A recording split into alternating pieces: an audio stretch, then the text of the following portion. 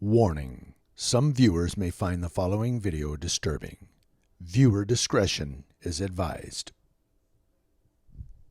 This story comes to us from Newsweek.com.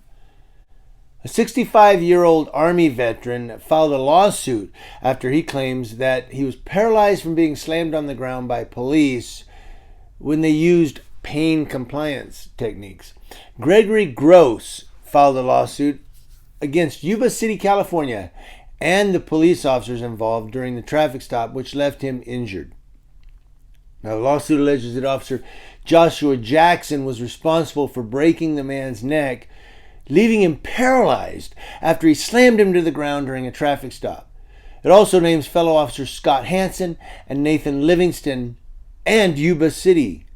The lawsuit alleges Hansen assisted in Jackson's repeated use of force and that Livingston failed to intervene, according to the Associated Press. Oh my God. Yeah, kind of a bad day.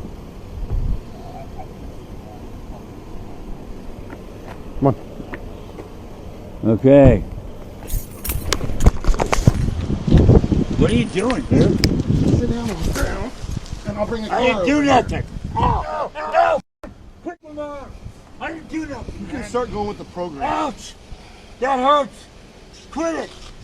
That hurts. It's called pain compliance. That When hurts, you dude. stop resisting, Ow! I'm not resisting. Why are you doing this? Because you're just not going with the program. I am. Quit hurting me. You're hurting me right now. I'm not You're hurting hurting me, dude. You're hurting me.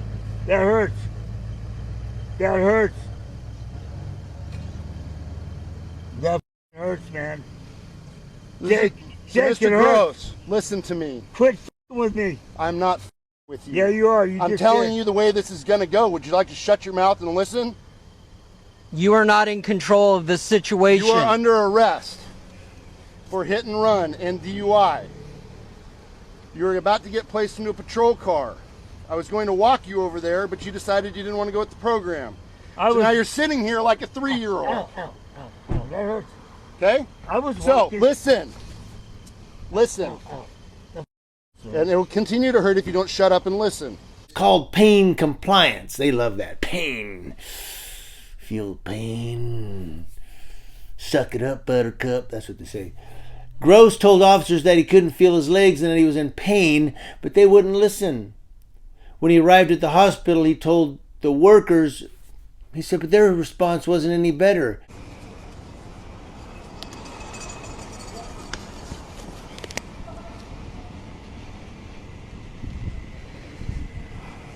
And we've done it again. We're going to keep doing this?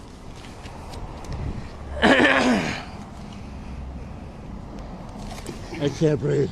Are we going to keep doing this? Can't breathe. You're talking, you're breathing. You're talking, you can breathe. Okay, let's stand up. Stand up. Put on your big boy pants. on. You want to act like a man. Okay, let me up, please. Let me up, please. Yeah. Stand up. Stand up. Come on, you're a man. Be a man. I can't feel my legs. You can feel your legs.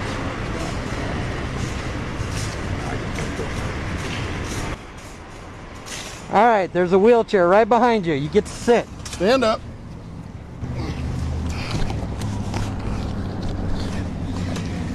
I can't feel my legs, dude. I'm sorry. I can't feel my legs. They're gone. They're gone. I can't feel my legs. Come on. Don't forget your pasta box.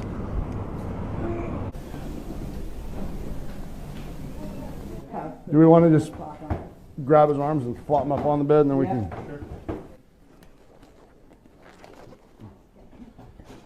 That just doesn't go more. One, two. Yeah. All right, sit up. We're gonna move those cuffs around. Ah. Come on, sit up for me, Mr. Gross. Sit up for me. All right, let's do this.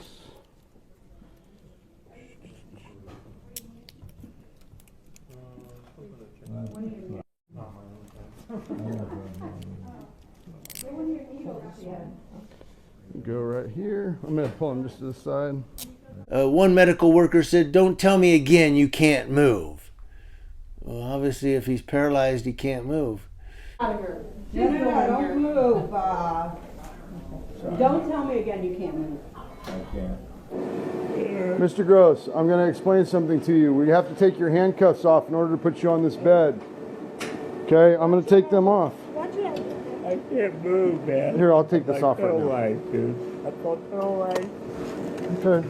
That handcuff on my left hand is so tight I can't stand it. Okay. Relax your arm. Dude, I'm a good guy. Don't do this to me, please. Okay. Relax. Relax I your arm. love my wife and kids. Are we going to just pull the blue sheet and slide them over? Or? Oh, well, there you go. Yeah. It might be some temporary for me landing on them. But his, when I took him, I had him in an arm bar. And so I swept his feet and tried to get him to land on his knees. And then, so I was on top of him, but his knees hit. So he didn't like just... No, I didn't like just plank him out. No, that would be wrong. Right, yes. Even if he's frustrating. Yeah.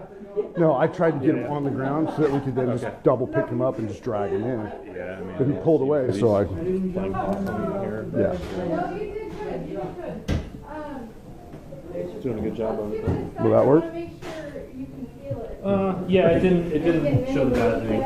Okay. Yeah. All right. That's what... He didn't quite have a normal reflex either, but he's kind of on drugs. So I got a supervisor coming down, but aside from that, we'll just... Yeah. You guys slammed it around.